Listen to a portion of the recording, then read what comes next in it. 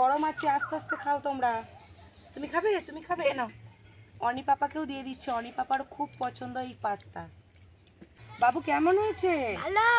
পৌলমি কেমন হয়েছে? ভালো। খুব ভালো হয়েছে। নাও খেয়ে নাও। অরণ্যও কিন্তু পাস্তা খাওয়ার জন্য চাইছি যে ওকে পাস্তা দিতে হবে। আর এই সব বাচ্চারা কিন্তু সবজি খেতে চায় না। এই সবজি পাস্তার মধ্যেই সবজি দিয়ে দিতে কত আনন্দভাবে খাচ্ছে। আর সবজি খাওয়া কিন্তু বাচ্চাদের খুবই দরকার। নমস্কার বন্ধুরা, মৌমিতা ইয়াম্মি কিচেনে তোমাদের অনেক স্বাগত জানিয়ে আমি চলে এসেছি আজকে আবার একটা নতুন রেসিপি নিয়ে। আর আজকে আমি বানাবো পাস্তা। বাচ্চা থেকে বড় সবারই এটা খুবই পছন্দ। পাস্তাটা অনেকে কিন্তু বাড়িতে ঠিক ভালোভাবে বানাতে পারে না। সেটাই আজকে আমি বাড়িতে থাকা কিছু সবজি দিয়ে খুব সহজভাবে এই রেসিপিটা বানিয়ে দেখাবো, যাতে তোমরা একবার দেখলেই খুব সহজে বানিয়ে নিতে পারো। তোমরা প্রথম থেকে শেষ পর্যন্ত দেখতে থাকো। আশা করি আজকের রেসিপি তোমাদের খুব ভালো লাগবে। ভালো লাগলে একটা লাইক করে চ্যানেলটা সাবস্ক্রাইব করে আমার পাশে থাকবে। আর যারা নতুন বন্ধুরা দেখছো এখনো আমার চ্যানেলটা সাবস্ক্রাইব করোনি, তারা প্লিজ আমার চ্যানেলটা সাবস্ক্রাইব করে পাশে থাকবে। ইউটিউব থেকে দেখে থাকলে চ্যানেলটা সাবস্ক্রাইব করে, ফেসবুক থেকে দেখে থাকলে পেজটিকে ফলো করে তো পাশে থাকবে। তো বন্ধুরা, এখন আমি সবার প্রথমে উনুনটা ধরিয়ে নিয়েছি। উনুনে এখন কড়াটা বসিয়ে পাস্তাটা 5 মিনিট আমি সেদ্ধ করে নেব। উনুনটা ধরিয়ে আমি একটা কড়া বসিয়ে দিয়েছি। কড়ার মধ্যে দিয়ে দেবো পরিমাণ মতো জল।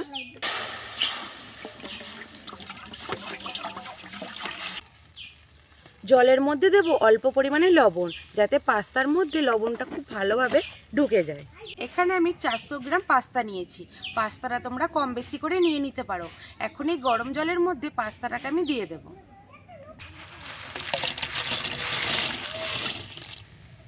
আর দেব অল্প একটু সাদা তেল, যাতে পাস্তাটা কেউ কারো গায়ে না জড়িয়ে যায়। এই সাদা তেলটা দিলে খুব ঝরঝরেভাবে পাস্তাটা সেদ্ধ হবে। পাস্তা এখন আমি 5 মিনিট একটু সেদ্ধ করে নেব।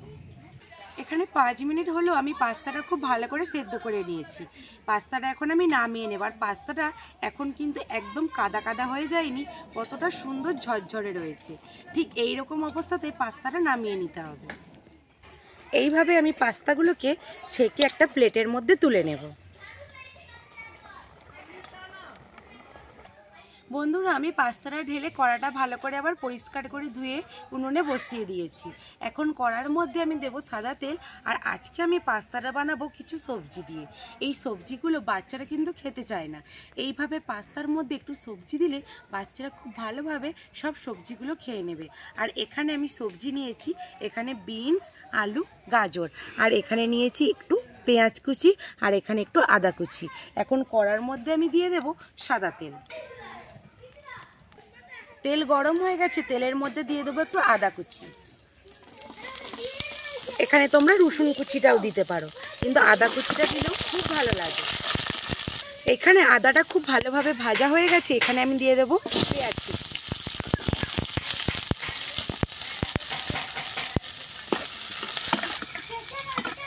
পেঁয়াজ কুচি দিয়ে দিয়েছি। এক এক করে আমি এখানে 3 রকমের সবজি নিয়েছি, এটা দিয়ে দেব। বিনস দিয়ে দেব, আলু, বিনস আর গাজর এখানে দিয়েছি। আর পেঁয়াজের সাথে খুব ভালো করে সবজিগুলোকে ভেজে নেব।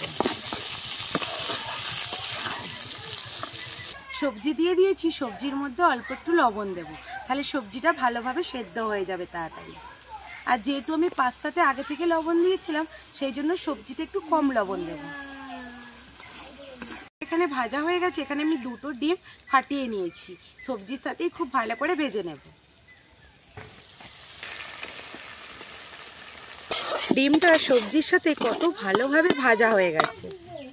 আর এখানে সব সবজিগুলো খুব ভালোভাবে সেদ্ধ হয়ে গেছে। এখন এখানে আমি সেদ্ধ করে রাখা পাস্তাটা দিয়ে দেব। পাস্তাগুলো এখন দিয়ে দেব।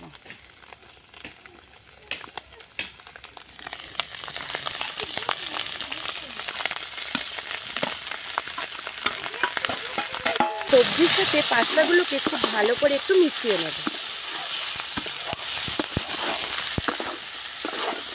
যাতে পাস্তাগুলো সবজির সাথে খুব ভালোভাবে আবারও ভাজা হয়ে যায়। আর পাস্তাগুলো কতটা ঝরঝরে হয়েছে দেখো বন্ধুরা, কেউ কিন্তু একটাও ভেঙেও যায়নি, আর কেউ একটুকু গলেও যায়নি। কত সুন্দর ঝরঝরে হয়েছে। পাস্তার মধ্যে এখন দিয়ে দেব টমেটো সস। আর টমেটো সসের মধ্যে আমি অল্প একটু জল দিয়ে ভালো করে গুলিয়ে নিয়েছিলাম যাতে টমেটো সসটা একটু পাতলা হয়ে যায়। দিয়ে দিয়েছি, দিয়ে আবারও ভালো করে একটু এটা নেড়ে নেব। এখানে পাস্তা আমার একদম রেডি হয়ে গেছে। ওপর থেকে একটু পাস্তা মশলা ছড়িয়ে দিলেই আমার একদম আজকের পাস্তা রেডি হয়ে যাবে। ওপর থেকে একটু পাস্তা মশলা ছড়িয়ে দেব, দিয়ে ভালো করে পাস্তার সাথে মিশিয়ে নেব। পাস্তাটা একদম রেডি হয়ে গেছে, যেমন দেখতে সুন্দর হয়েছে আর একদম লোভনীয়।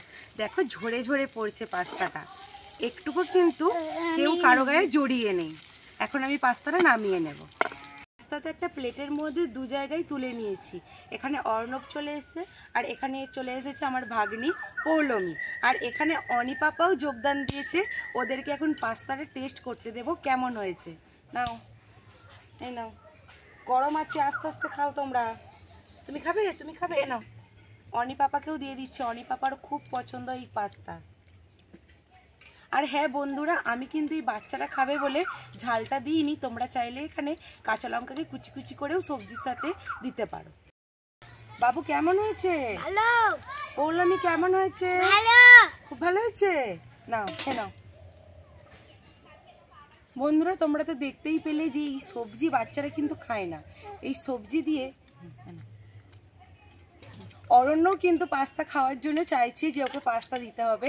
আর এই সব বাচ্চারা কিন্তু সবজি খেতে চায় না। এই সবজি পাস্তার মধ্যেই সবজি দিয়ে দিতে কত আনন্দভাবে খাচ্ছে। আর সবজি খাওয়া কিন্তু বাচ্চাদের খুবই দরকার, কারণ এখন বাচ্চারা সবজি খেতে চায় না। এইভাবেই সবজি দিয়ে পাস্তা বানিয়ে বাচ্চাদেরকে দেবে, খুব আনন্দ করে খেয়ে নেবে। আর এই পাস্তা তো বাচ্চা থেকে বড় সবারই খুব পছন্দের। তোমরা সকাল বা বিকালের নাস্তা হিসাবেও এই পাস্তাটা বানিয়ে খেতে পারো।